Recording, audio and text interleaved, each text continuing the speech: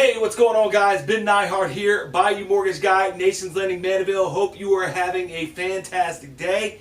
And today we're going to start our four-part series on FHA loans. So today we're going to talk a little bit about credit and credit score requirements for FHA loans.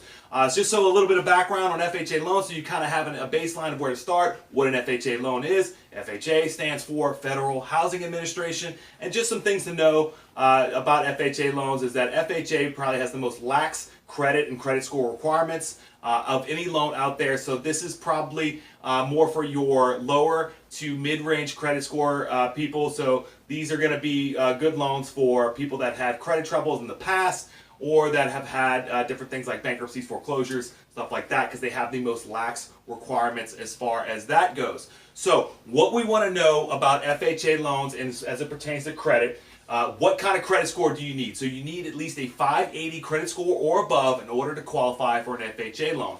So a lot of the times when we're talking about FHA loans, we want to know what some of the debt to income requirements that are required for an FHA loan. So FHA also has the highest debt to income ceiling for any type of loan program out there. You can have up to a 57% debt to income ratio as far as to qualify for an FHA loan. So some of the common things that we run across when we're talking about credit as it pertains to FHA loans, one of the biggest things we see is student loans. So if you have student loans, we can either use your fully amortizing payment towards your debt to income ratio, or if you have them deferred, which we do see a lot as well, keep in mind that we will have to count that against you as well. FHA says we have to count 1% of the total amount of student loans that you have. So let's just say you have $10,000 in student loans that are deferred. We'll have to use 1% of the $10,000, which would be $100 a month towards your debt to income ratios.